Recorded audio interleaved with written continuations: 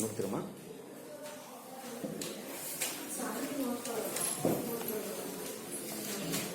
ನಾಲ್ಕನೇ ಗದ್ಯ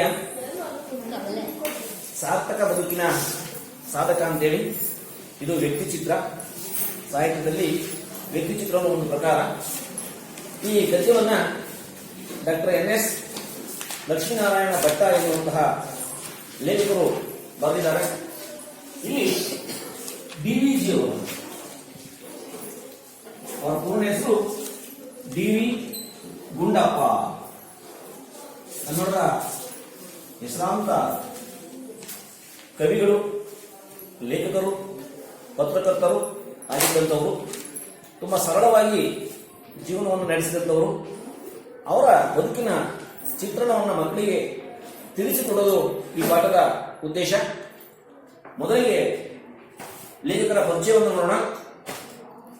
doctor NS Lakshminarayana Bhatta ಅವರು 29/10/1936 ಇಷ್ಟರಲ್ಲಿ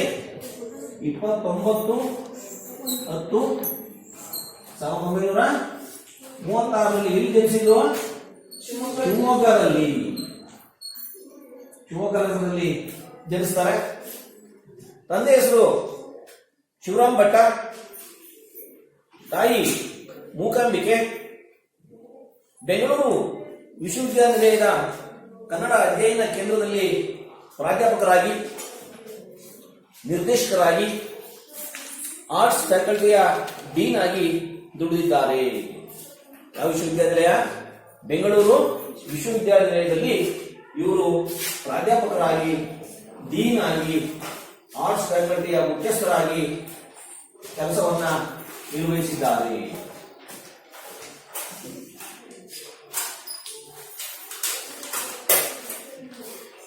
ಇವರು ಶ್ರೇಷ್ಠ ಸಾಹಿತಿ, ಪ್ರೌಢ ವಿಮರ್ಶಕ, ಜನಪ್ರಿಯ ಭಾವಗೀತೆಕಾರ, ಸಮರ್ಥ ಅನುವಾದಕ, ವಿದ್ವಾಂಸ ಮತ್ತು ವಾಗ್ಮಿ.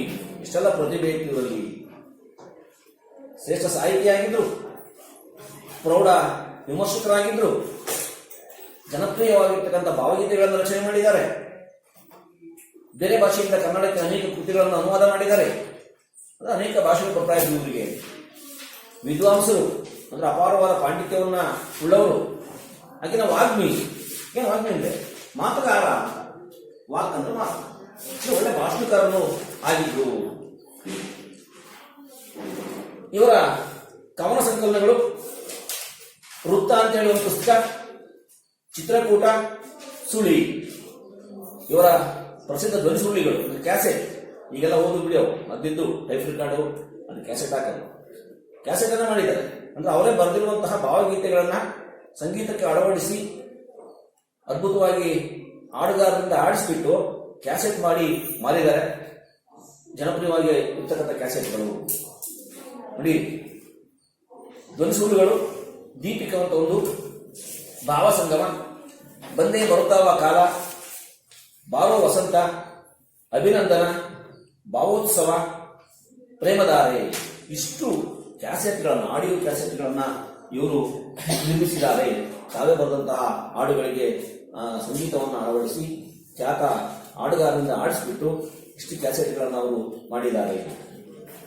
ಹಾಗೆಯೇ ಮಕ್ಕಳಿಗಾಗಿಯೇ ಧ್ವನಿಸುರುಳಿಗಳು ಕ್ಯಾಸೆಟ್ಗಳನ್ನು ಮಾಡಿದ್ದಾರೆ. ಮಕ್ಕಳಿಗೆ ಹಾಡು ನಂದನ ಅಂತೇಳಿ ಒಂದು ಕ್ಯಾಸೆಟ್, ಕಿನ್ನರಿ, ನವಿಲುಗರಿ, ಕಿಶೋರಿ ಮುಂತಾದವು ಮಕ್ಕಳಿಗಾಗಿಯೇ ಮಾಡಿರ್ತಕ್ಕಂಥ ಆಡಿಯೋ ಕ್ಯಾಸೆಟ್ಗಳು. 10 ಸಾಹಿತ್ಯ ಸಾಧಕರ ಜೀವನ ಘಟನೆಗಳ ಬಗೆಗೆ ಬೆಳಕು ಚೆಲ್ಲುವ ಸಾಹಿತ್ಯ ರತ್ನ ಸಂಪುಟ. ಒಂದು ದೊಡ್ಡ ಪುಸ್ತಕ, ರತ್ನ ಸಂಪುಟ. ಇದು ಕನ್ನಡದಲ್ಲಿ ಪ್ರಸಿದ್ಧವಾಗಿರ್ತಕ್ಕಂಥ ಸಾಹಿತಿಗಳ, ಕವಿಗಳ ಜೀವನ ಚರಿತ್ರೆಯನ್ನು ಒಳಗೊಂಡಂತಹ ಪುಸ್ತಕ. ಅಂತ ಒಂದು ಪುಸ್ತಕವನ್ನು ಇವರು ನಿರ್ಮಿಸಿದ್ದಾರೆ. ಆ ಪುಸ್ತಕದ ಹೆಸರೇ ರತ್ನ ಸಂಪುಟ. 2000ರಲ್ಲಿ ಓಸ್ಟನ್ ಎಲ್ಲಿ ಬರುತ್ತೆ? ಅಮೆರಿಕ ದೇಶದಲ್ಲಿ ಬರುವಂತಹ ನಗರ ಇದು ಓಸ್ಟನ್. 2000 ಇಸ್ವಿಯಲ್ಲಿ ಅಮೆರಿಕದ ಓಸ್ಟನ್ ನಲ್ಲಿ ನಡೆದಂತಹ ಪ್ರಥಮ ಅಮೆರಿಕ ವಿಶ್ವ ಕನ್ನಡ ಸಮ್ಮೇಳನದ ಕವಿಗೋಷ್ಠಿಯ ಅಧ್ಯಕ್ಷತೆ ವಹಿಸಿದ್ರು. ಅಮೆರಿಕದಲ್ಲಿ ವಾಸ ಮಾಡತಕ್ಕಂಥ ಕನ್ನಡಿಗರು ಒಂದು ಸಂಘವನ್ನು ಮಾಡಿಕೊಂಡಿದ್ದಾರೆ. ಅದ್ರ ಹೆಸರೇ ಅಕ್ಕ. ಅಮೆರಿಕದಲ್ಲಿ ಉದ್ಯೋಗ ಮಾಡೋದಕ್ಕೆ ಹೋಗಿರ್ತಕ್ಕಂಥ ಕನ್ನಡಿಗರು, ಉದ್ಯೋಗಕ್ಕೆ, ವ್ಯಾಪಾರಕ್ಕೆ, ಬೇರೆ ಕಾರಣಕ್ಕೆ ಹೋಗಿರ್ತಾರೆ. ಅವರು ಅಮೆರಿಕದಲ್ಲಿರ್ತಕ್ಕಂಥ ಎಲ್ಲ ಕನ್ನಡಿಗರು ಒಂದು ಸಂಘವನ್ನು ಮಾಡ್ಕೊಂಡಿದ್ದಾರೆ. ಅದ್ರ ಹೆಸರೇ ಅಕ್ಕ. ಡಿಕ್ಷನರಿ ಹೆಸರು ಏನೋ ಅಲ್ಲ, ಸಿಂಪಲ್ ಅದು, ಅಮೆರಿಕಾದ ಕನ್ನಡಿಗರು ಅಂತ. ಅಕ್ಕ ಮೀನ್ಸ್ ಅಮೆರಿಕಾದ ಕನ್ನಡಿಗರು. ಪ್ರತಿ ವರ್ಷ ಅಲ್ಲಿ ಸಾಹಿತ್ಯ ಸಮ್ಮೇಳನವನ್ನು ಮಾಡ್ತಾರೆ. ಅವರೇ ದುಡ್ಡು ಹಾಕೊಂಡ್ಬಿಟ್ಟು ನಮ್ಮ ನಾಡು ನುಡಿ ಭಾಷೆಯನ್ನು ಉಳಿಸ್ಬೇಕು, ಬೆಳೆಸಬೇಕು ಅಂತೇಳಿ ಅಮೆರಿಕದಲ್ಲಿ ಪ್ರತಿ ವರ್ಷ ಒಂದು ಸಮ್ಮೇಳನವನ್ನು ಮಾಡ್ತಾರೆ ಕನ್ನಡದ ಬಗ್ಗೆ. ಇಲ್ಲಿಂದ ಮುಖ್ಯ ಕವಿಗಳನ್ನ, ಲೇಖಕರನ್ನ, ಮುಖ್ಯಮಂತ್ರಿ ಇತರನ್ನ ಕರೆಸಿಬಿಟ್ಟು ತುಂಬಾ ದೊಡ್ಡದಾಗಿ ಒಂದು ಸಮ್ಮೇಳನವನ್ನು 3 ದಿನ ಮಾಡ್ತಾರೆ. ಸೊ ಹಾಗೆ 2000 ಇಸ್ವಿಯಲ್ಲಿ ನಡೆದಂತಹ ಸಮ್ಮೇಳನದಲ್ಲಿ ಡಾಕ್ಟರ್ NS ಲಕ್ಷ್ಮೀನಾರಾಯಣ ಭಟ್ಟ ಅವರು ಕವಿಗೋಷ್ಠಿ, ಅಲ್ಲಿರ್ತಕ್ಕಂಥ ಕವಿಗೋಷ್ಠಿಯ ಅಧ್ಯಕ್ಷತೆಯನ್ನ ವಹಿಸಿಕೊಂಡಿದ್ರು. ಅಮೆರಿಕಕ್ಕೆ ಹೋಗಿ ಅದು ಯಾವ ನಗರದಲ್ಲಿ? ಬೋಸ್ಟನ್ ನಗರದಲ್ಲಿ. ರಾಜ್ಯ ಸಾಹಿತ್ಯ ಅಕಾಡೆಮಿ ಪ್ರಶಸ್ತಿ ಬಂದಿದೆ ಇವರಿಗೆ. ಹಾಗೆಯೇ ಶಿವರಾಮ್ ಕಾರಂತ ಪ್ರಶಸ್ತಿ ಬಂದಿದೆ, ರಾಜ್ಯೋತ್ಸವ ಪ್ರಶಸ್ತಿ, ಮಾಸ್ತಿ ಪ್ರಶಸ್ತಿ, ಆಳ್ವಾಸ್ ನುಡಿಸಿರಿ ಪ್ರಶಸ್ತಿ, ಆರ್ಯಭಟ ಪ್ರಶಸ್ತಿ, ಇವೆಲ್ಲವೂ ಇವರ ಸಾಹಿತ್ಯ ಸೇವೆಗೆ ಸಂದಿವೆ. ಇಷ್ಟೆಲ್ಲ ಪ್ರಶಸ್ತಿಗಳನ್ನ ಪಡ್ಕೊಂಡಿದ್ದಾರೆ. ಅಂತಹ ದೊಡ್ಡ ವಿದ್ವಾಂಸರಾಗಿದ್ರು doctor NS Lakshminarayana Bhatta. Doctor NS Lakshminarayana Bhatta ಅವರ ಸಾಹಿತ್ಯ ರತ್ನ ಸಂಪುಟ ಎಂಬ ಕೃತಿಯಿಂದ ಈ ಪ್ರಸ್ತುತ ಗದ್ಯಭಾಗವನ್ನು ಆಯ್ದು ಸಂಪಾದಿಸಿ ನಿಗದಿಪಡಿಸಿದೆ. ಅದ್ರ ಏನು ಆಶಯ? ಸಾರ್ಥಕ ಬದುಕಿನ ಸಾಧಕ ಯಾರು ಇಲ್ಲಿ? ನಾನು ಹೇಳಿದಾಗೆ DV ಗುಂಡಪ್ಪ, ಕನ್ನಡ ಸಾಹಿತ್ಯದ ಭೀಷ್ಮ ಅಂತಾನೆ ಕರೀತಾರೆ. ಅಷ್ಟು ಸಾಹಿತ್ಯ ಕೃತಿಗಳನ್ನು ರಚನೆ ಮಾಡಿದ್ದಾರೆ. ಮಂಕುತಿಮ್ಮನ ಕಗ್ಗ, ಮರುಳ ಮುನಿಯನ ಕಗ್ಗ ಇವು ಅವರ ಪದ್ಯದ ಪುಸ್ತಕಗಳು. ಸೊ ಹೀಗೆ DVG ಒಬ್ಬ ಲೇಖಕರಾಗಿದ್ರು, ಒಬ್ಬ ಒಳ್ಳೆ ಕವಿಯಾಗಿದ್ರು, ಪತ್ರಕರ್ತರಾಗಿದ್ರು, ಸಮಾಜ ಸೇವೆಯನ್ನು ಮಾಡ್ತಾ ಇದ್ರು. ಗೋಕಲ್ ಎನ್ನುವಂತ ಒಂದು ಸಂಸ್ಥೆಯನ್ನು ಸ್ಥಾಪಿಸಿಕೊಂಡು ಇವತ್ತು ಇದೆ. ದಾನಿಗಳಿಂದ ಅದಕ್ಕೆ ಹಣವನ್ನು ಸಂಗ್ರಹಿಸಿ ₹1 ವ್ಯತ್ಯಾಸ ಆಗದ ಹಾಗೆ ಸಾಹಿತ್ಯದ ಕೆಲಸವನ್ನು ಮಾಡ್ತಾ ಬಂದ್ರು, ಸಮಾಜದ ಕೆಲಸವನ್ನು ಮಾಡ್ತಾ ಬಂದ್ರು. ಹಾಗಾಗಿ ಇವ್ರನ್ನ ಕನ್ನಡ ಸಾಹಿತ್ಯದಲ್ಲಿ ಭೀಷ್ಮ ಅಂತೇಳಿ ನಾವು ಕರಿತೀವಿ. ಕನ್ನಡ ನಾಡು ರಸಋಷಿಗಳ ಬೀಡು, ಸಾಧು ಸತ್ಪುರುಷರ ನೆಲೆಬೀಡು. ಕನ್ನಡ ನಾಡಿನಲ್ಲಿ ಹಲವಾರು ಸತ್ಪುರುಷರು ಜನಿಸಿ ತ್ಯಾಗ ಜೀವನ ನಡೆಸಿ ಇತರರಿಗೆ ಆದರ್ಶಪ್ರಾಯರಾಗಿದ್ದಾರೆ. ನೀವು ಕನ್ನಡ ನಾಡಿನ ಬಗ್ಗೆ, ಕನ್ನಡ ನುಡಿಯ ಬಗ್ಗೆ ಇತಿಹಾಸವನ್ನು ಓದ್ತಾ ಹೋದ್ರೆ, ನಾನೇನು ಹೇಳ್ತಾ ಇದ್ದೀನಿ, ಕನ್ನಡ ಭಾಷೆಗೆ ಸುಮಾರು 2000 ವರ್ಷಗಳ ಇತಿಹಾಸ. ಬಹಳ ಪ್ರಾಚೀನವಾದ ಭಾಷೆ ಕನ್ನಡ. ಕನ್ನಡದ ಮೊಟ್ಟ ಮೊದಲ ಶಾಸನ ಸಿಕ್ಕಿದೆ ಯಾವಾಗ? ಕ್ರಿಸ್ತಪೂರ್ವ 450ರಲ್ಲಿ ಅಲ್ಮಿಡಿ ಶಾಸನ, ಕನ್ನಡ ಭಾಷೆಯಲ್ಲಿ ಸಿಕ್ಕಿದಂತಹ ಮೊದಲನೇ ಶಾಸನ. ಹಾಗೆಯೇ ಕವಿರಾಜ ಮಾರ್ಗ ಕೃತಿ ಮೊಟ್ಟ ಮೊದಲ ಅಲಂಕಾರ ಗ್ರಂಥ. ಶಬ್ದಮಣಿ ದರ್ಪಣ ಕವಿರಾಜ ಮಾರ್ಗ ಅಲಂಕಾರ ಗ್ರಂಥ, ಶಬ್ದಮಣಿ ದರ್ಪಣ ವ್ಯಾಕರಣ ಗ್ರಂಥ. ಹೀಗೆ ಕನ್ನಡ ನಾಡು ರಸಋಷಿಗಳ ಬೀಡು. ಇಲ್ಲಿ ಅನೇಕ ಜನ ಋಷಿಗಳು, ಸಾಧು ಸಂತರು ಜನಿಸಿ ಈ ನಾಡನ್ನ ಪಾವನಗೊಳಿಸಿದ್ದಾರೆ ತಮ್ಮ ತತ್ವ ಬೋಧನೆಯ ಮುಖಾಂತರ. ಸರ್ವಜ್ಞಂತವರು, ಶಿಶುನಾಳ ಶರೀಫ್ ಅಂತವರು, ಬಸವಣ್ಣ, ವಚನಕಾರರು, ಕನಕದಾಸರು, ಪುರಂದರದಾಸರು, ಹೀಗೆ ಅನೇಕ ಮಂದಿ ಜನಿಸಿ ಸಾಹಿತ್ಯವನ್ನ, ವಚನಗಳನ್ನ, ಕೀರ್ತನೆಗಳನ್ನ ರಚನೆ ಮಾಡಿ ಈ ಶಿಶುನಾಳ ಶರೀಫರ ಹಾಡುಗಳನ್ನು ಕೇಳಬೇಕು.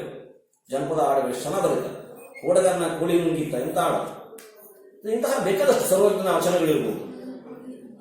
ವಚನಕಾರರು ಸಾವಿರಾರು ವಚನಗಳನ್ನು ಬರೆದಿದ್ದಾರೆ.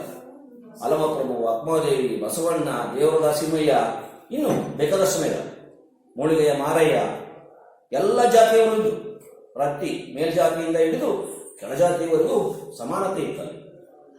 ಎಲ್ಲ ಜಾತಿಯವರು ಶರಣ ಚಳವಳಿಯನ್ನ, ವಚನ ಸಾಹಿತ್ಯವನ್ನ ಕಟ್ಟಿ ಬೆಳೆಸಿದ್ದಾರೆ. ಅದಕ್ಕೆ ಹೇಳ್ತಾರೆ ಸಾಧು ಸತ್ಪುರುಷರ ನೆಲೆಬೀಡು ಕನ್ನಡ ನಾಡು. ಕನ್ನಡ ನಾಡಿನಲ್ಲಿ ಹಲವಾರು ಸತ್ಪುರುಷರು ಜನಿಸಿ ತ್ಯಾಗ ಜೀವನವನ್ನು ನಡೆಸಿ ಇತರರಿಗೆ ಆದರ್ಶಪ್ರಾಯರಾಗಿದ್ದಾರೆ. ಮುಂದೆ ಬರುತ್ತೆ DVG ಎಂತ ಸರಳವಾಗಿ ಬದುಕ್ತಾ ಇದ್ರು ಅನ್ನೋದು ಪಾಠದಲ್ಲಿ ಬರುತ್ತೆ. ಹಬ್ಬ ಇನ್ನೂ ಇದರ ಜಗತ್ತಿನಲ್ಲಿ ಸರ್ಕಾರ ದುಡ್ಡು ಕೊಟ್ರೆ, ವಿಶ್ವೇಶ್ವರಯ್ಯನವರು ದುಡ್ಡು ಕೊಡ್ತಾರೆ ಅವರಿಗೆ. ಪ್ರತಿ ವರ್ಷ ಮೈಸೂರಲ್ಲಿ ಏನ್ ನಡೆಯುತ್ತೆ? ದಸರಾ ನಡೆಯುತ್ತೆ, ಗೊತ್ತಾ ನಿಮಗೆ? ಮನೆ ಮುಗಿತಾರೆ ದಸರಾ, ಬಹಳ ಅದ್ದೂರಿಯಾಗಿ ದಸರಾ ಮಾಡ್ತಾರೆ. ಈ ವರ್ಷ ಕರೋನಾ ಇರೋದ್ರಿಂದ ಸ್ವಲ್ಪ ಸರಳವಾಗಿ ಮಾಡಿದ್ರು. ಪ್ರತಿ ವರ್ಷ ಬಹಳ ಅದ್ದೂರಿಯಾಗಿ 9 ದಿನ ನವರಾತ್ರಿ ದಸರಾ ನಡೆಯುತ್ತೆ. ಆ ದಸರಾ ನಡೆದಾಗ DVG ಅವರು ಅವಾಗ ಪತ್ರಕರ್ತರಾಗಿರ್ತಾರೆ. ಅವರು ದಿನ ಮೈಸೂರಿನಲ್ಲಿ ನಡೆಯುವಂತಹ ಸಭೆ ಸಮಾರಂಭಗಳ ವರದಿಯನ್ನು ಪೇಪರ್ಲ್ಲಿ ಹಾಕ್ತಾರೆ. ನೋಡ್ತೀವಿ ನಾವು, ಪ್ರಜಾವಾಣಿ, ವಿಜಯವಾಣಿ, ಸಂಗೀತ ಕರ್ನಾಟಕ. ಅಲ್ಲಿ ಮೈಸೂರಲ್ಲಿ ಏನೇನೋ ಪ್ರೋಗ್ರಾಮ್ ನಡೆದು, ಜಂಬೂ ಸವಾರಿ ನಡೀತು, ಕವಿಗೋಷ್ಠಿ ನಡೀತು, ಕುಸ್ತಿ ನಡೀತು, ಈಗೆಲ್ಲವನ್ನ ವರದಿ ಮಾಡ್ತಾ ಇದ್ರು ಪೇಪರಲ್ಲಿ. ಯಾರು? DV ಗುಂಡಪ್ಪ. ಅದಕ್ಕೆ ಆ ಕಾಲದ ಮೈಸೂರು ರಾಜರು ನಾಲ್ವಡಿ ಕೃಷ್ಣರಾಜ ಒಡೆಯರು ಅವರ ಕೈ ಕೆಳಗೆ ವಿಶ್ವೇಶ್ವರಯ್ಯ ದಿವಾನರಾಗಿದ್ದರು. ದಿವಾನ ಅಂದ್ರೆ ಮಂತ್ರಿ, ಸಚಿವ. ಈಗ ಸಚಿವರು ಅಂತೀವಲ್ಲ, ಮಂತ್ರಿ ಅಂತೀವಿ. ಆ ದಿವಾನರಾಗಿದ್ದಂಥ ವಿಶ್ವೇಶ್ವರಯ್ಯನವರು ಮೈಸೂರಿನ ವರದಿಯನ್ನ ಬಹಳ ಚೆನ್ನಾಗಿ DVG ಅವರು ಪೇಪರ್ನಲ್ಲಿ ಪ್ರಕಟಿಸಿದ್ದಾರೆ ಅಂತೇಳಿ ಇಂತಿಷ್ಟು ಅಂತೇಳಿ ಅವ್ರು ಹಣ ಕೊಡ್ತಾರೆ. ಇಂತಿಷ್ಟು ಎಲ್ಲರಿಗೂ, ಒಬ್ಬರಿಗೆಲ್ಲ, ಪತ್ರಕರ್ತ ಎಲ್ಲರಿಗೂ ಕೊಡ್ತಾರೆ. ಆದರೆ DVG ಆ ಹಣವನ್ನು ತಗೊಂಡು ವಾಪಸ್ ವಿಶ್ವೇಶ್ವರಯ್ಯ ಕೊಡ್ತಾರೆ. ನೀವೇ ದುಡ್ಡು ಕೊಡ್ತೀರಾ? ನನಗೆ ಪತ್ರಿಕೆಯವರು ಕೊಡ್ತಾರೆ ಕೆಲಸ ಮಾಡಿದ್ದಕ್ಕೆ, ಸರ್ಕಾರ ದುಡ್ಡನ್ನು ಹಿಂಗೆಲ್ಲ ವೇಸ್ಟ್ ಮಾಡಬೇಡಿ ಅಂತ ಕೊಡ್ತಾರೆ. ಅದು ವಿಶ್ವೇಶ್ವರಯ್ಯ ಹೇಳ್ತಾರೆ, ಇಲ್ಲಪ್ಪ ನಿಮ್ಮ ನಮಗೆ ಸ್ಪೆಷಲ್ ಕೊಡ್ತಾ ಇಲ್ಲ, ನಾವು ಎಲ್ಲ ಪತ್ರಕರ್ತರು ಕೊಡ್ತೀವಿ, ನೀವು ಕೊಟ್ಟಿದ್ದೀವಿ, ನನಗೆ ಬೇಡ ಅಂತ ವಾಪಸ್ ಕೊಡ್ತಾರೆ. ಅವರೇ ಶ್ರೀಮಂತರಲ್ಲ, ಮುಂದೆ ಬರೋದು ಮನೆಯಲ್ಲಿ ಅವತ್ತಿಂದ ಅವತ್ತು ದುಡ್ಕೊಂಡು ತಿನ್ನುವಂತಹ ಪರಿಸ್ಥಿತಿ. ಅಂತಹ ವ್ಯಕ್ತಿ, ಸರಳವಾದ ವ್ಯಕ್ತಿ, ಅದಕ್ಕೆ ಆ ವ್ಯಕ್ತಿ ಚಿತ್ರವನ್ನು ನಮಗೆ ಕಟ್ಟಿಕೊಡ್ತಾರೆ. ಇಂತಹ ಋಷಿಪ್ರಾಯರಾದವರಲ್ಲಿ DVG ಅವರು ಒಬ್ಬರು, ಋಷಿಗೆ ಸಮಾನವಾಗಿ ಬದುಕಿದಂಥವರು DV ಗುಂಡಪ್ಪನವರು. ಸುಸಂಸ್ಕೃತ ವಿದ್ಯಾವಂತರಾದ DVG ಅವರು ಸುಮಾರು 66 ಕೃತಿಗಳನ್ನು ಬರೆದಿದ್ದಾರೆ. ಎಷ್ಟು ಸಾಧನೆ ಮಾಡಿದ್ರು! 66 ಪುಸ್ತಕಗಳನ್ನು ಬರೆದಿದ್ದಾರೆ. ನಾವು ಪೇಜ್ ಬರೀದಾದ್ರೆ ಸಾಯ್ತೀವಿ, ಪಾಠ ಮಾಡಿದ್ಮೇಲೆ ಅದಕ್ಕೆ ಪ್ರಶ್ನೆ ಬರ್ಕೊಂಡ್ಬರ್ಬೇಕು ಅಂದ್ರೆ ಕೃತಿಗಳು, ಪುಸ್ತಕಗಳನ್ನು ಬರೆದಿದ್ದಾರೆ. ಎಷ್ಟು ಸಾಧನೆ ಮಾಡಿರ್ಬೇಕು ಅವರು ಅಂದ್ರೆ ಸುಮಾರು 8,000 ಪುಟಗಳ ಸಾಹಿತ್ಯವನ್ನ, 8,000 ಪುಟ ಅಂದ್ರೆ ಒಂದು ಪುಟ ಅಂದ್ರೆ ಇದು ಒಂದು ಹಾಳೆ, ಒಂದು ಹಾಳೆ, ಒಂದು ಮಗ್ಗಲು, ಹಾಗೆ 8,000 ಪುಟಗಳನ್ನು ಬರೆದಿದ್ದಾರೆ ನನ್ನ ಕೈ ಕಣ್ಣಿಂದ. ಎಷ್ಟು ಜ್ಞಾನ ಇತ್ತು ಅವ್ರಿಗೆ, ಎಷ್ಟು ತಾಳ್ಮೆ ಇತ್ತು ಬರೆಯೋದಕ್ಕೆ. ಹಾಗೆಯೇ 1,500 ಪುಟಗಳ ಬಿಡಿ ಲೇಖನಗಳು, ಅಂದ್ರೆ ಒಂದೊಂದು ಸಣ್ಣ ಸಣ್ಣ ಲೇಖನ, ಅದೆಷ್ಟು ಪುಟ? 1,500 ಪುಟಗಳು. ಕನ್ನಡ ಸಾಹಿತ್ಯಕ್ಕೆ ನೀಡಿದ ಸಿರಿವಂತ ಸಾಹಿತಿ, ಲೇಖಕ, ಪತ್ರಕರ್ತ, ಸಂಪಾದಕ, ಸಾಹಿತಿ ಮತ್ತು ರಾಜಕಾರಣಿಯಾಗಿ ಎಲ್ಲದಕ್ಕೂ ಮಿಗಿಲಾಗಿ ಲೌಕಿಕ ಆಸೆ ಆಮಿಷಗಳಿಗೆ ಒಳಗಾಗದೆ ನೇರು ವ್ಯಕ್ತಿತ್ವದ ಆದರ್ಶ ವ್ಯಕ್ತಿಯಾಗಿ ಬಾಳಿ ಬದುಕಿದವರು ಡಾಕ್ಟರ್ DV ಗುಂಡಪ್ಪ ಅವರು. ಸರಳ ಅವ್ರ ಜೀವನ ಮುಂದೆ ಮಾಡ್ಕೊಂಡು ಬರುತ್ತೆ, ಎಷ್ಟು ಸರಳವಾಗಿ ಜೀವನ ಮಾಡ್ತಾ ಇದ್ರು ಅವರು. ತನಗಾಗಿ ಆಸ್ತಿ, ಹಣ ಮುಂತಾದವನ್ನು ಗಳಿಸದೆ ಸದಾ ಸಮಾಜಮುಖಿಯಾಗಿ ಆದರ್ಶ ರಾಷ್ಟ್ರ ನಿರ್ಮಾಣಕ್ಕಾಗಿ ದಣಿಯದೆ ದುಡಿದವರು DVG. ಅವರ ಉದ್ದೇಶ ಏನಿತ್ತು? ಆದರ್ಶ ರಾಷ್ಟ್ರವನ್ನು ನಿರ್ಮಾಣ ಮಾಡಬೇಕು, ಭ್ರಷ್ಟಾಚಾರ ರಹಿತ, ಲಂಚ ರಹಿತ, ಪ್ರತಿಯೊಬ್ಬರು ಈ ದೇಶದಲ್ಲಿ ಸುಖವಾಗಿ ಬದುಕಬೇಕು ಎನ್ನುವಂತಹ ಕನಸನ್ನು ಇಟ್ಟುಕೊಂಡು ಬರೀ ಸಮಾಜಮುಖಿಯಾಗಿ ಕೆಲಸವನ್ನು ಮಾಡ್ತಾ ಇದ್ರು. ಸರಳವಾಗಿ ಬದುಕಬೇಕು, ಗಾಂಧೀಜಿಯವರ ಚಿಂತನೆ ಏನದು? ಸರಳ ಜೀವನ, ಉನ್ನತ ಚಿಂತನೆ. ನಮ್ಮ ಚಿಂತನೆಗಳು ಉನ್ನತವಾಗಿರಬೇಕು, ಅದರ ಜೀವನ ಮಾತ್ರ ತುಂಬಾ ಸರಳವಾಗಿರಬೇಕು. ಅವರ ಸಾರ್ಥಕ ಬದುಕು, ಆದರ್ಶ ಜೀವನ ನಮ್ಮೆಲ್ಲರ ಬದುಕಿನ ಸೂತ್ರವಾಗಲಿ ಎಂಬುದೇ ಈ ಪಾಠದ ಆಶಯ. ಅದಕ್ಕಾಗಿ ಮಕ್ಕಳು ಇದನ್ನ ಇಟ್ಟಿದ್ದಾರೆ.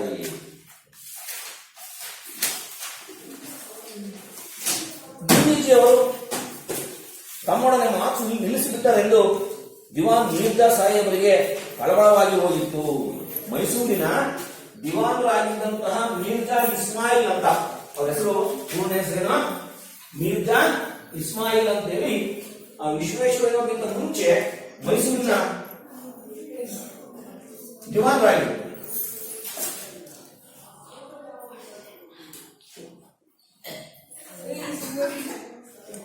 ನೋಡಿ, ಇಂತಹ ಮೈಸೂರಿನ ದಿವಾನರಾಗಿದ್ದಂತಹ ವಿಶ್ವೇಶ್ವರಯ್ಯನವರಿಗೂ DV ಗುಂಡಪ್ಪನವರು ಏನೋ ಒಂದು ಮನಸ್ತಾಪ ಬಂತು.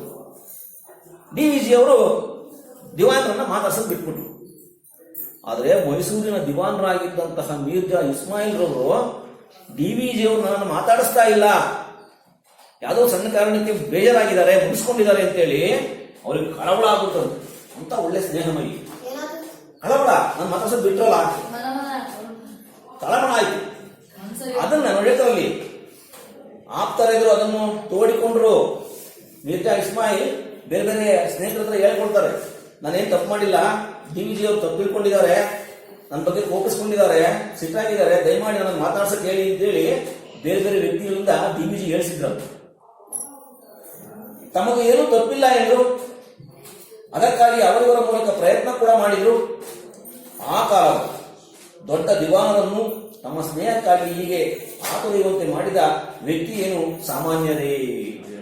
ಆ ಕಾಲದಲ್ಲಿ ಮೈಸೂರಿನ ದಿವಾನರಾಗಿದ್ದಂತಹ ಮಿರ್ಜಾ ಇಸ್ಮಾಯಿಲ್ DVG ಅವರ ಸ್ನೇಹಕ್ಕಾಗಿ ಆತೊರಿತಾ ಇದ್ರು ಅಂದ್ರೆ ಆ ವ್ಯಕ್ತಿಯ ವ್ಯಕ್ತಿತ್ವ ಎಷ್ಟು ದೊಡ್ಡದಿತ್ತು. ಹಾಗಿದ್ದು ಅವರೇನು ದೊಡ್ಡ ದೊಡ್ಡ ಡಿಗ್ರಿ ಪಡೆದವರಲ್ಲ. ನೀವು ಅನ್ಕೋಬಹುದು ಈ DVG ಇವತ್ತು ಅಷ್ಟು ದಿವಾನ್ರೇ ಅವ್ರನ್ನ ಸ್ನೇಹಕ್ಕೆ ಆತೊರಿತಿದ್ದಾರೆ ಅಂತ ಹೇಳಿದ್ರೆ ಅವ್ರೇನು ದೊಡ್ಡ ಓದಿರ್ಲಿಲ್ಲ. SSLC ಕೂಡ ದಾಟದ ಓದು, SSLC ಮುಗಿಸಿರ್ಲಿಲ್ಲ. ಅಂದ್ರೆ ವಿದ್ಯೆ ಬೇರೆ, ಜ್ಞಾನನೇ ಬೇರೆ. ಓದೋರೆಲ್ಲ ಬುದ್ಧಿವಂತರು ತಿಳ್ಕೊಂಡು ತಪ್ಪು. ಹಳ್ಳಿಗಳಲ್ಲಿ ರೈತರು ಓದಿರಲ್ಲ, ಎಲ್ಲ ಜ್ಞಾನ ಇದೆ ಅವರು. ಯಾವ ಟೈಮಲ್ಲಿ ಹೆಂಗೆ ಕೆಲಸ ಮಾಡಬೇಕು, ಮಿತವಾಗಿ ಹೆಂಗೆ ಮಂಥನವನ್ನು ನಡೆಸಬೇಕು ಅಂತ ಆಯ್ತಾ. ಅದಕ್ಕೆ ಓದು ಒಕ್ಕಾಲು ಬುದ್ಧಿ ಮುಕ್ಕಾಲು ಅಂತ. ಬುದ್ಧಿ ಇರಬೇಕು. ಸುಮ್ಮನೆ ಓದ್ಕೊಂಡ ಡಿಗ್ರಿ ತಗೊಂಡೆ ಅಂದ್ರೆ ಉಪಯೋಗ ಇಲ್ಲ. ಜೀವನವನ್ನು ನಡೆಸುವಂತಹ ಕಲೆಯನ್ನು ಕಲ್ತ್ಕೋಬೇಕು. ಅದನ್ನ ಆರ್ಟ್ ಆಫ್ ಲಿವಿಂಗ್ ಅಂತ, ಜೀವನ ಕಲೆ. ಜೀವನವನ್ನು ಹೆಂಗೆ ನಡೆಸಬೇಕು. ಯಾರೋ ಶ್ರೀಮಂತರು ಇರ್ತಾರೆ, ಖರ್ಚು ಮಾಡ್ತಾರೆ, ನಾವು ಮಾಡೋಕ್ಕಾಗಲ್ಲ. ನಮ್ಮ ಆರ್ಥಿಕ ಸ್ಥಿತಿಯನ್ನು ನೋಡಿಕೊಂಡು ನಾವು ಬಡವರಾಗಿದ್ರೆ ನಮ್ಮ ಒಂದು ಮಿತಿ ಒಳಗೆ ಜೀವನವನ್ನು ಮಾಡಬೇಕು. ಯಾರೋ ಶ್ರೀಮಂತರು ಬೈಕ್ ತಂದ ಕಾರ್ ತಂದ ಅಂತೇಳಿ ನಾವು ತರಕ್ಕೆ ಹೋದ್ರೆ 20 ವಾರ ಮಾಡ್ಕೊಂಡು ಹೋಗ್ಬೇಕಾಗತ್ತೆ ಅಲ್ವಾ. ಇದ್ದವನು ಬೈಕಲ್ಲಿ ಹೋಗ್ತಾನಪ್ಪ, ನಾವು ಸೈಕಲ್, ನಮ್ಮ ಸೈಕಲ್ನ ಬೈಕ್ ಹೋಗ್ಕೋಬೇಕು. ನಮಗೆ ಆರ್ಥಿಕ ಸ್ಥಿತಿ ಅಷ್ಟು ಉತ್ತಮವಾಗಿಲ್ಲ ಅಂದಾಗ ನಮ್ಮ ಮಿತಿಯೊಳಗೆ ಬದುಕೋದನ್ನು ಕಲಿಬೇಕು. ಭಾರಿ ಶ್ರೀಮಂತರು ಅಂದ್ರೆ ದಿನ ದಿನದ ಅಗತ್ಯ ಪೂರೈಸಿದ್ದೇ ಹೆಚ್ಚು. ಶ್ರೀಮಂತರು ಅಲ್ಲ, ಹೆಚ್ಚು ಓದಿರ್ಲಿಲ್ಲ, ಬಹಳ ಅಂದ್ರೆ SSLC ದಾಟಿರ್ಲಿಲ್ಲ. ಹಾಗೇನೆ ಭಾರಿ ಶ್ರೀಮಂತರು ಅಲ್ಲ,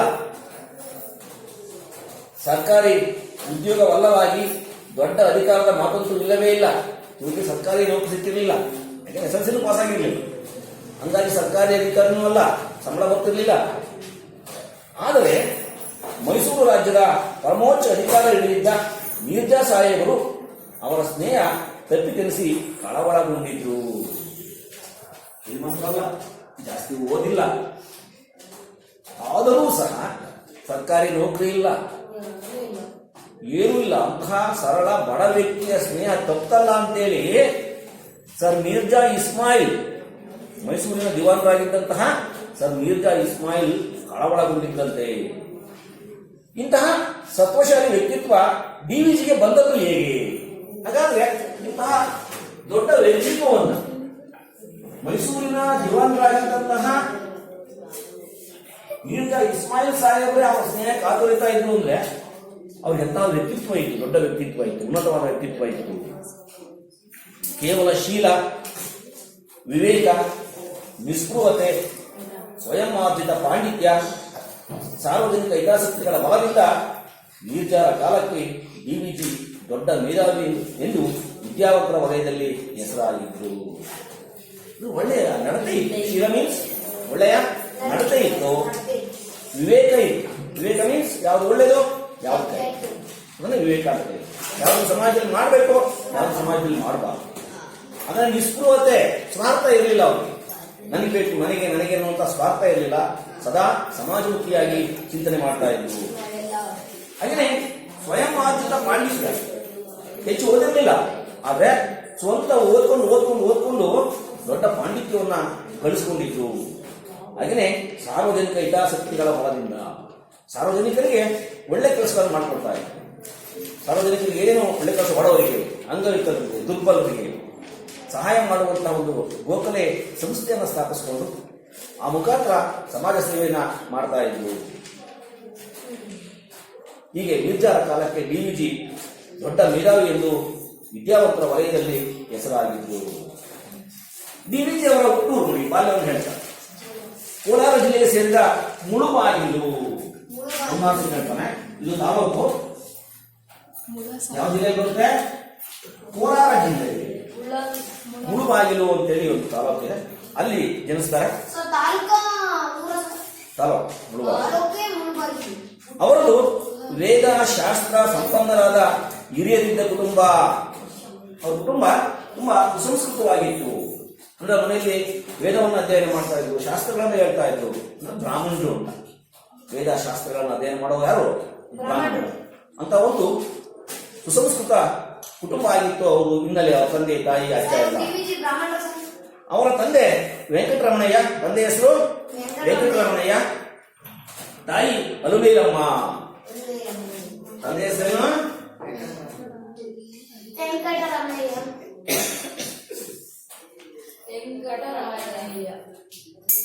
ತಾಯಿ ಹೆಸರು ಅಲುಮೇಲಮ್ಮ.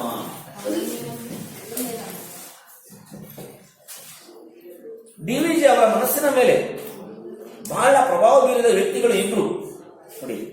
ಬೆಳೆಯುವ ಸಿರಿ ಮೊಳಕೆಯಲ್ಲಿ ಎನ್ನುವಾಗೆ ಈ ಬಾಲ್ಯದಲ್ಲಿ ಒಳ್ಳೆಯ ಸಂಸ್ಕಾರವಿದೆ, ಒಳ್ಳೆಯ ನಡತೆಯನ್ನ, ಒಳ್ಳೆಯ ಆಚಾರ ವಿಚಾರಗಳನ್ನ, ಒಳ್ಳೆಯ ವಿವೇಕವನ್ನು ಕಲಿಸಿದ್ರೆ ಅವನು ಮುಂದೆ ದೊಡ್ಡ ವ್ಯಕ್ತಿ ಆಗ್ತಾನೆ ಸಮಾಜದಲ್ಲಿ ಅನ್ನೋದಕ್ಕೆ ಇಲ್ಲಿ ನಾವು ಒಳ್ಳೆ ಉದಾಹರಣೆ ಯಾರು? ಡಿವಿಜಿ ಅವರು. ಅವ್ರ ಬಾಲ್ಯದಲ್ಲಿ ಅವ್ರ ಮೇಲೆ ಪ್ರಭಾವವನ್ನು ಬೀರ್ತಕ್ಕಂಥ ಇಬ್ಬರು ವ್ಯಕ್ತಿಗಳು, ಚಿಕ್ಕ ವಯಸ್ಸಿನಲ್ಲಿ ಪ್ರಭಾವವನ್ನು ಬೀರಿದಂತ ಇಬ್ಬರು ವ್ಯಕ್ತಿಗಳು ಯಾರಪ್ಪ ಅಂದ್ರೆ, ಒಬ್ಬರು ಅವರ ಅಜ್ಜಿ, ಅವರ ಹೆಸರೇನು? ಸಾಕಮ್ಮ.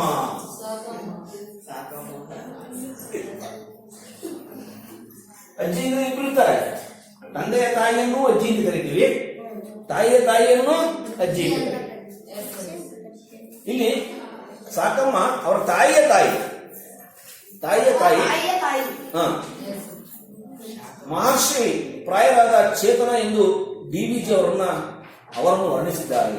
ಅಜ್ಜಿಯನ್ನ ಮಹರ್ಷಿ, ಋಷಿಯ ಸಮಾನವಾಗಿರ್ತಕ್ಕಂಥ ಚೇತನ ಅಂತೇಳಿ ಡಿವಿಜಿ ಅವರು ತಮ್ಮ ಕೃತಿಗಳಲ್ಲಿ ಸಾಕಮ್ಮನನ್ನ ವರ್ಣಿಸಿದ್ದಾರೆ, ಹೊಗಳಿದ್ದಾರೆ. ಇನ್ನೊಬ್ಬರು ಅವರ ಸೋದರ ಮಾವ ತಿಮ್ಮಪ್ಪ. ಸೋದರ ಮಾವ ಯಾರು? ತಾಯಿಯ ತಮ್ಮ, ಸೋದರ ಮಾವ ಡಿವಿಜಿ ಅವರ ಸೋದರ ಮಾವ. ಇವರಿಬ್ರು ಡಿವಿಜಿ ಅವರು ಬಾಲ್ಯದಲ್ಲಿದ್ದಾಗ ಅವ್ರ ಮೇಲೆ ಹೆಚ್ಚು ಪ್ರಭಾವವನ್ನು ಬೀರಿದವರು. ಒಬ್ರು ಅವರ ತಾಯಿಯ ತಾಯಿ ಸಾಕಮ್ಮ ಅಜ್ಜಿ, ಇನ್ನೊಬ್ರು ಅವರ ಸೋದರ ಮಾವ ಅಂದ್ರೆ ತಾಯಿಯ ತಮ್ಮ ತಿಮ್ಮಪ್ಪ ಅಂತ. ಅದಕ್ಕೆ ಅವರು ತಮ್ಮ ಎಲ್ಲ ಪದ್ಯಗಳಲ್ಲಿ ಮಂಕುತಿಮ್ಮ ಅಂತ ಅನ್ನಿಸ್ತಾರೆ. ಮಂಕುತಿಮ್ಮನ ಕಗ್ಗ ಅಂತ ಒಂದು ಪುಸ್ತಕ ಬರೆದಿದ್ದಾರೆ. ಆ ಸೋದರ ಮಾವ ನೆನಪಿ ಮರುಳಮುನಿಯನ ಕಗ್ಗ, ಮಂಕುತಿಮ್ಮನ ಕಗ್ಗ ಅಂತೇಳಿ ಬರೆದಿದ್ದಾರೆ. ಪ್ರಸಿದ್ಧ ಕೃತಿಯಾದ ಮಂಕುತಿಮ್ಮನ ಕಗ್ಗದಲ್ಲಿ ತಿಮ್ಮ ಅವರ ಹೃದಯ ಸ್ಪರ್ಶಿಯಾದ ಚಿತ್ರಣವಿದೆ. ಅದೊಂದು ಪ್ರಸಿದ್ಧ ಕೃತಿ ಇದೆ. ಬಹಳ ಒಳ್ಳೆ ಕೃತಿಗಳು, ಓದ್ಬೇಕು ನೀವು, ಅವರ ಅವಕಾಶ ಸಿಕ್ಕಿದೆ. ಮಂಕುತಿಮ್ಮನ ಕಗ್ಗ ಅಂತ ಒಂದು ಪುಸ್ತಕ. ಅದರಲ್ಲಿ ತಮ್ಮ ಕಗ್ಗ, ತಮ್ಮ ಸೋದರ ಮಾವ ತಿಮ್ಮನ ಹೃದಯ ಸ್ಪರ್ಶಿ ವರ್ಣನೆಯನ್ನ ಆ ಕೃತಿಯಲ್ಲಿ ಮಾಡಿದ್ದಾರೆ. ಆ ಚಿತ್ರಣಕ್ಕೆ ಆಧಾರವಾದ ವ್ಯಕ್ತಿತ್ವ ಈ ತಿಮ್ಮಪ್ಪನವರದೇ.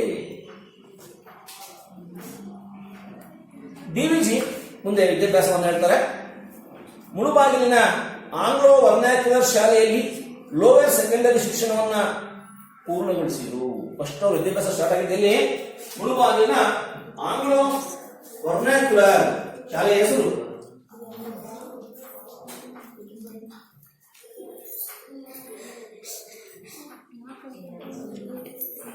ಪ್ರಪ್ರಥಮವಾಗಿ ಅವರು ಶಿಕ್ಷಣವನ್ನು ಮುಳುಬಾಗಿಲಲ್ಲಿ ಆರಂಭಿಸುತ್ತಾರೆ. ಆಂಗ್ಲೋ ವರ್ನಾಕ್ಯುಲರ್ ಎನ್ನುವಂತಹ ಶಾಲೆಯಿಂದ ಅವರ ಶಿಕ್ಷಣ ಆರಂಭ ಆಯಿತು.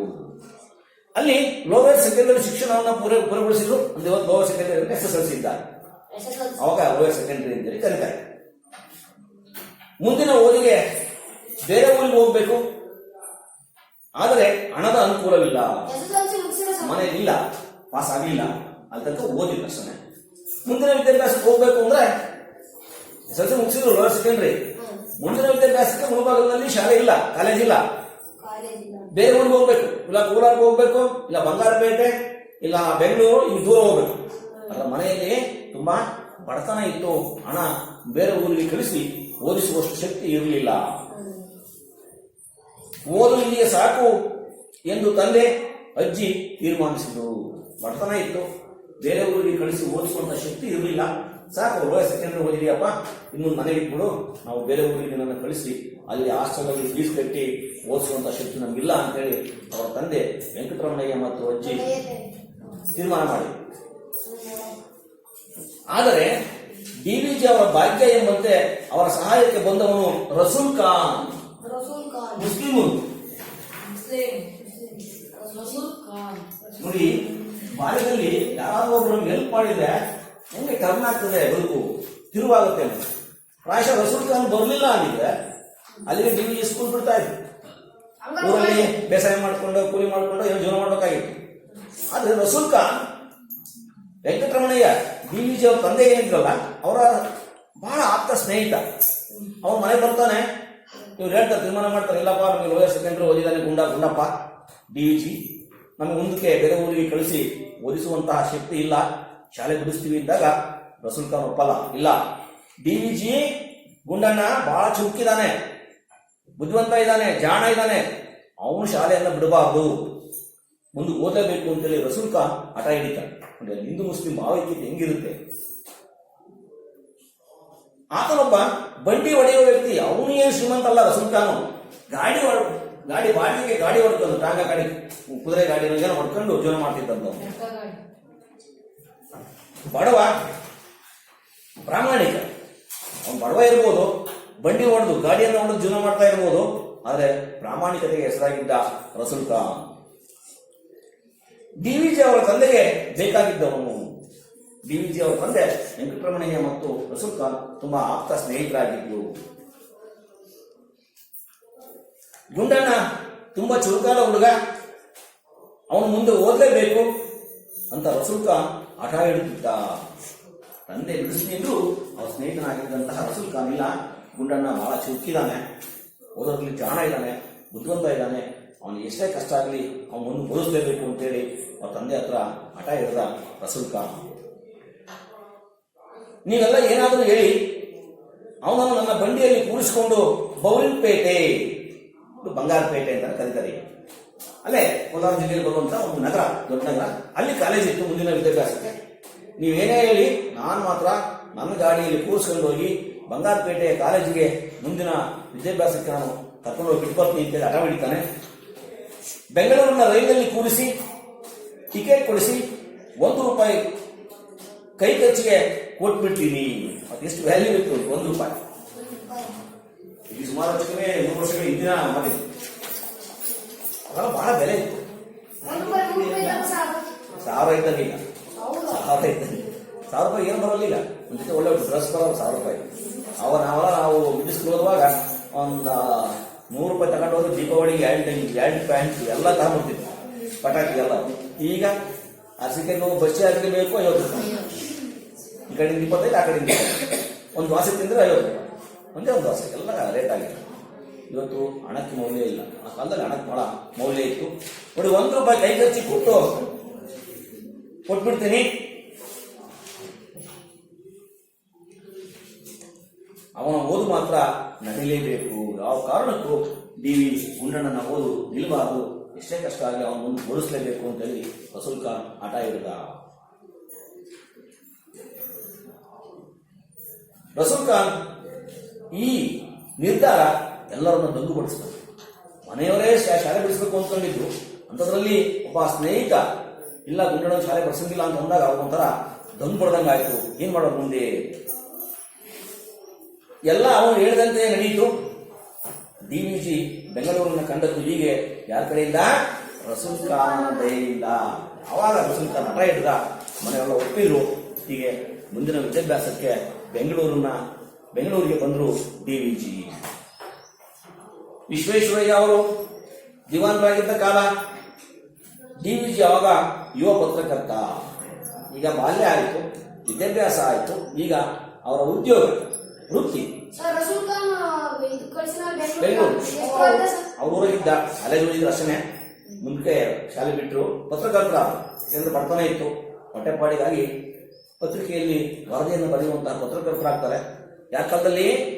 ವಿಶ್ವೇಶ್ವರಯ್ಯನವರು ಮೈಸೂರಿನ ದಿವಾನರಾಗಿದ್ದಂತಹ ಸಂದರ್ಭದಲ್ಲಿ ಒಳ್ಳೆ ಯಂಗ್ ಯುವ ಪತ್ರಕರ್ತ, ಹುಡುಗ, 18-20 ವರ್ಷ ವಯಸ್ಸಿನ ಯುವ ಪತ್ರಕರ್ತ, ತುಂಬಾ ಅದ್ಭುತವಾಗಿ ಪತ್ರಿಕೆಯಲ್ಲಿ ಕೆಲಸ ಮಾಡ್ತಾ ಇದ್ರು, ವರದಿಗಳನ್ನು ಬರೀತಾ ಇದ್ರು. ದಸರಾ ಉತ್ಸವ ಬಂತು ಮೈಸೂರಿನಲ್ಲಿ. ರಾಜ್ಯದ ಎಲ್ಲ ಪತ್ರಿಕೆಗಳು ಅದರ ವಿಶೇಷ ವರದಿ ನೀಡಿದ್ವು. ಇದಾದ 4 ದಿನಕ್ಕೆ ಪತ್ರಕರ್ತರಿಗೆಲ್ಲ ಸರ್ಕಾರದಿಂದ ದೊಡ್ಡ ಮೊತ್ತ ಸಂಭಾವನೆ ರೂಪದಲ್ಲಿ ಹೋಯಿತು. ಡಿವಿಜಿ ತಮಗೆ ಬಂದಿದ್ದ ಹಣದ ಸಹಿತ ಎಲ್ಲಿ ಬರ್ತಾರೆ? ದಿವಾನ್ರಲ್ಲಿಗೆ ಬಂದ್ರು. ವಿಶ್ವೇಶ್ವರಯ್ಯ ಅಂತ ಬಂದ್ರು. ಮೈಸೂರಲ್ಲಿ ದಸರಾ ನಡೀತು 9 ದಿನಗಟ್ಟಲೆ, ನವರಾತ್ರಿ ಉತ್ಸವ ಅಂತೀವಲ್ಲ. ದಿನ ಆ ಮೈಸೂರಲ್ಲಿ ನಡೀತಕ್ಕಂಥ ಕಾರ್ಯಕ್ರಮಗಳನ್ನ ಪತ್ರಿಕೆಯಲ್ಲಿ ತುಂಬಾ ಎದ್ದು ಬರುವ ಹಾಗೆ ಎಲ್ಲ ಪತ್ರಿಕೆಗಳು ಬರೆದಿದ್ರು. ಅದಕ್ಕೆ ಮೈಸೂರು ರಾಜ್ಯದಿಂದ ದಿವಾನರ ಮುಖಾಂತರ ಇಂತಿಷ್ಟು ಹಣ ಅಂತ ಗೌರವ ಸಂಭಾವನೆ ನಮ್ಮ ಮೈಸೂರಿನ ವರದಿ ಮಾಡಿದ್ದಾರೆ, ಕೆಲಸ ಮಾಡಿದ್ದಾರೆ ಅಂತೇಳಿ ಒಬ್ಬರಿಗೆ ಇಷ್ಟಿಷ್ಟು ಅಂತೇಳಿ ಹಣವನ್ನು ಅವ್ರ ಅಕೌಂಟ್ಗೆ ಹಾಕಿದ್ರು. ಎಲ್ಲರೂ ಇಸ್ಕೊಂಡು ಪತ್ರಕರ್ತರು ಅದು ಡಿವಿಜಿ ಇಸ್ಕೊಂಡು ವಾಪಸ್ ಎಲ್ಲಿಗೆ ಬರ್ತಾರೆ? ದಿವಾನರಾಗಿದ್ದಂತಹ ವಿಶ್ವೇಶ್ವರಯ್ಯನವರ ಬಳಿ ಬಂದ್ರು. ನೋಡಿ ಕೇಳ್ತಾರೆ ಈಗ ವಿಶ್ವೇಶ್ವರಯ್ಯನವರು, ಏನು ಬಂದಿರಿ ಗುಂಡಪ್ಪ, ಯಾಕೆ ಬಂದಿದ್ದೀರಾ? ಏನಾದ್ರು ಕೆಲಸ ಆಗ್ಬೇಕಾಗಿತ್ತಾ? ಯಾಕಂದ್ರೆ ಅವ್ರು ದಿವಾನ್, ಏನಾದ್ರು ಕೆಲಸ ಆಗ್ಬೇಕಾಗಿತ್ತಾ? ಏನು ಕೆಲಸ ಅಂತ ಕೇಳ್ತಾರೆ.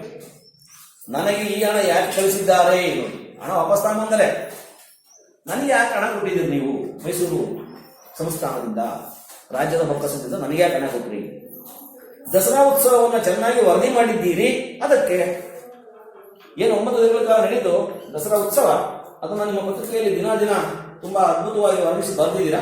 ಆ ಕೆಲಸಕ್ಕೆ ನಾವು ಮೈಸೂರು ರಾಜರ ಸಂಸ್ಥಾನದ ವತಿಯಿಂದ ಇಂತಿಷ್ಟು ಅಂತೇಳಿ ಪ್ರತಿಯೊಬ್ಬರಿಗೂ ಗೌರವಧನ ಕೊಟ್ಟಿದ್ದೀವಿ, ಹಾಗೆ ನೀವು ಕೊಟ್ಟಿದ್ದೀವಿ.